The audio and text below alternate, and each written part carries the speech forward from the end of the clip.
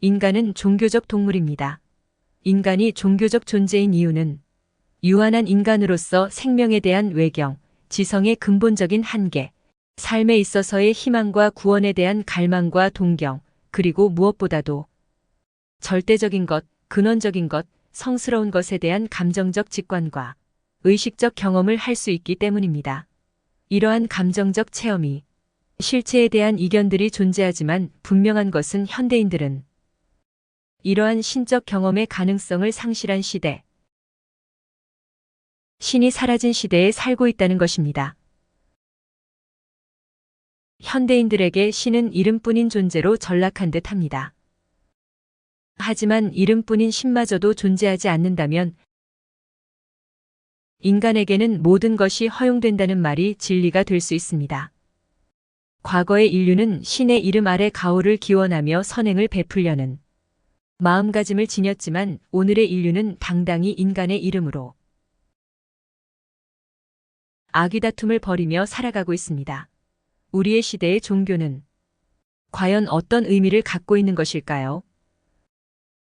오늘은 유기체 철학 또는 과정 철학을 제시했으며 또 과정 신학의 원조라 할 수 있는 화이트헤드의 종교 저술인 진화하는 종교를 통해서 종교는 어떤 것이며 또 무엇이어야 하는지에 대해서 생각해 보려고 합니다.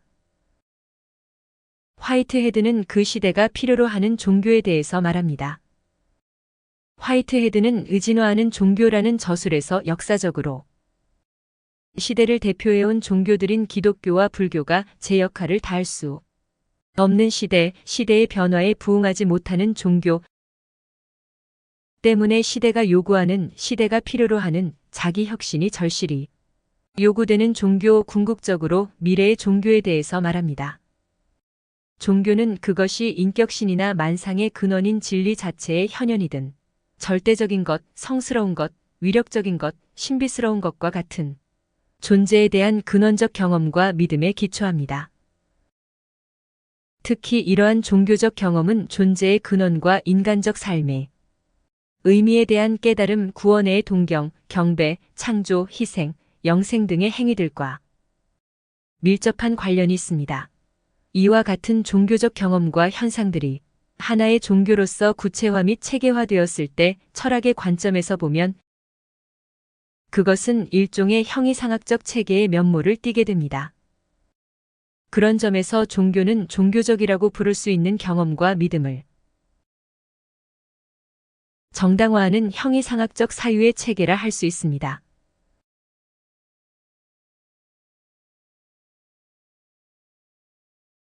나타날 때 재, 정서, 믿음, 합리화라는 네 가지의 요소 또는 측면을 보여준다고 합니다. 이는 현존하는 종교들에서 분명하게 파악할 수 있는 특징들이라는 것을 알 수 있습니다.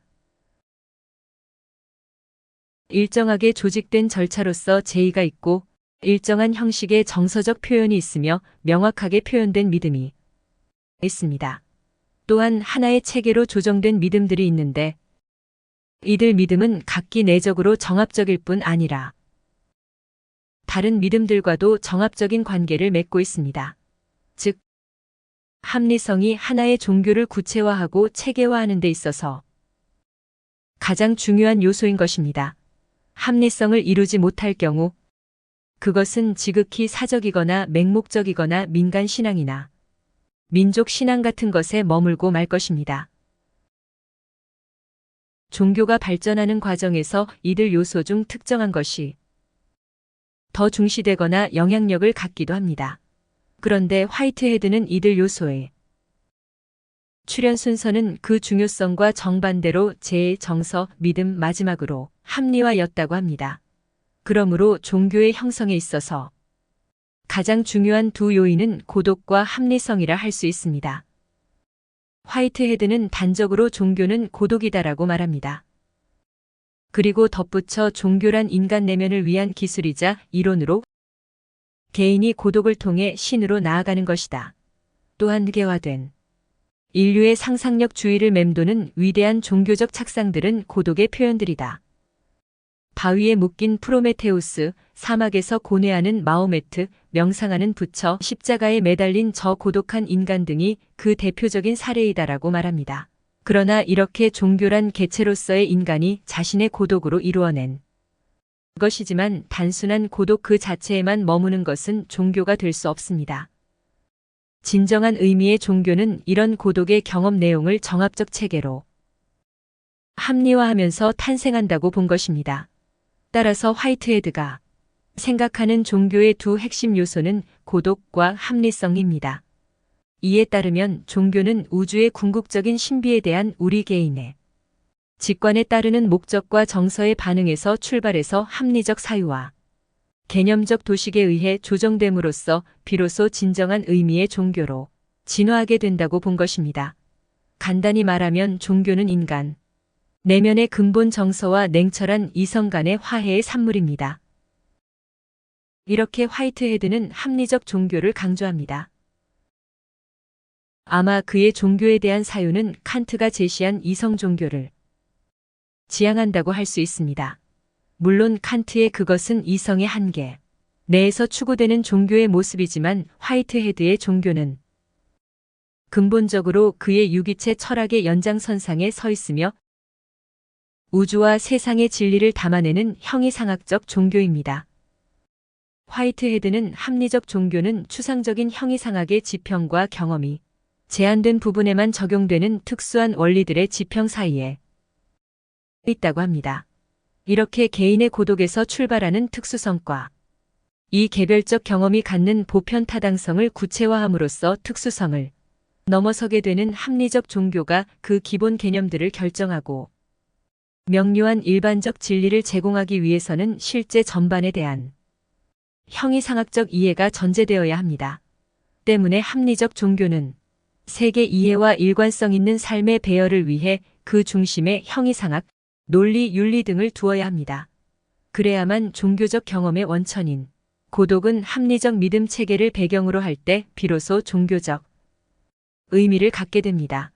종교의 창시자나 예언자들이 깊은 고독 속에서 통찰한 진리의 일반성이 제공될 수 있으며 종교의 기본 덕목인 진실성, 즉 내면 전체를 관통하는 진실성이 표현될 수 있다고 말합니다. 이렇게 화이트헤드가 말하는 종교는 근본적으로 형이상학적 사유와 체계의 한 표현이라 할 수 있습니다. 화이트헤드는 창시자와 예언자의 통찰에서 출발한 종교는 형이상학적 이해와 조우하게 될 때 비로소 그 최종 생명력을 얻게 된다.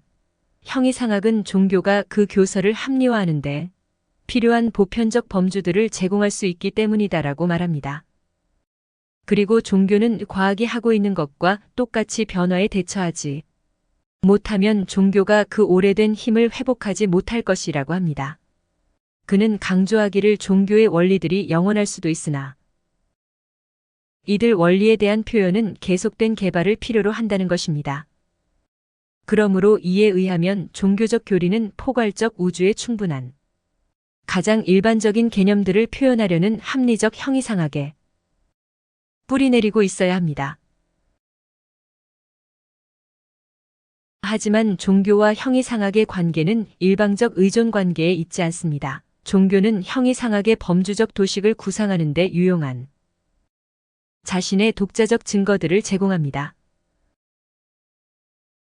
종교는 인간 존재가 단순한 사실들의 연속 이상이라는 통찰, 즉 인간 존재는 가치평가, 목적, 성공과 실패, 슬픔과 기쁨을 동반하는 공통의 세계를 포함한다는 통찰을 제공합니다. 이는 인간이 고독 속에서 일구어낸 세계에 대한 근본 경험이자 통찰에서 유래합니다. 결국 종교가 특수한 사례들에서 예증된 것으로 먼저 지각되는 궁극적 진리들을 일반화하는 데서 출발하고 이런 진리를 정합적인 체계로 확장하고 삶의 해석에 그런 체계를 적용하는 대로 나아간다는 점에서 형이상학과 전략을 같이 하며 다만 종교적 진리는 가치를 집중적으로 다룬다는 점에서 특수성이 있을 뿐입니다. 종교적 진리는 우리가 관심을 가지는 우주의 영속적인 측면을 의식할 수 있게 하기 때문입니다. 그래서 또한 종교는 사물들의 폭넓은 의미 체계를 배경으로 우리 자신의 존재가 가지는 의미를 발견할 수 있게 합니다. 역사적으로 종교의 출현은 보편적 의식의 형성과 함께합니다. 그것은 고독을 통해서 제한적인 환경을 벗어난 보편성이 가능하며 바로 그러한 보편적 종교의식이 합리적 종교를 만듭니다. 화이트헤드는 개체로서의 인간이 겪는 고독의 경험과 개인, 그 자체의 궁극성에 기초를 둔 보편적 종교의식의 출현은 종족적이거나 사회적인 원리에 뿌리를 둔 기존의 공동체적, 종교에 묻어있는 사회적 신화와 집단적 제의, 정서와 믿음으로 이루어지는 발전의 국면을 넘어설 때 비로소 종교적 의식이 출현한다고 봅니다. 기독교와 불교는 그와 같은 과정, 즉 보편적 의식을 수반하는 고독과 합리성의 산물인 것입니다. 합리적 종교는 각각의 방법으로 악을 물리치고 지혜를 추구하며 그리스도와 붓다의 삶과 가르침이 그것을 실증합니다. 또한 화이트헤드에 의하면 종교는 궁극자에 대한 열망과 탐구의 경험에서 발원합니다. 따라서 종교의 핵심은 신에 대한 것입니다. 화이트헤드는 역사상 실제하는 종교를 비인격적 질서동아시아 사상, 인격적 존재 셈족 종교 내재하는 현실범 신론 등 셋으로 각각 분류될 수 있다고 합니다. 특히 기독교는 인격성과 내재성을 함께 합치하여 신학을 전개한 것으로 파악합니다. 신은 현실 세계가 보여주는 질서를 통해 유추되며 도덕적 질서를 포함한 미적 질서의 조정 혹은 조화는 신의 필요성을 요청한다. 신은 모든 존재를 통찰하며 모든 가치를 조화롭게 이상적으로 조정한다. 그리고 종교적 교리는 개별 경험이나 사례를 뛰어넘은 일반적 진리에 대한 진술이므로 다른 영역 내지는 학문에 의해 혹은 그 상호 연관 가운데 그 타당성이 평가되어야 합니다. 종교적 경험은 개별적이며 종교적 표현은 보편적이어야 합니다. 그러므로 그 표현은 사회에서의 공유 내지는 향유를 통해 정당화되며 종교 혹은 교리는 언제나 발전합니다.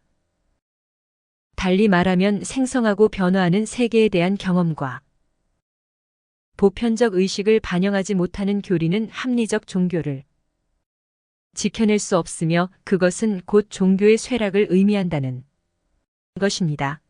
화이트헤드는 오늘날의 기독교와 불교도 이러한 과정 중에 있다고 진단합니다.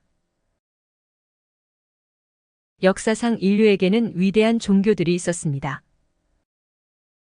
그러한 종교들은 지금도 인간의 종교적 심성에 큰 울림을 주고 있습니다.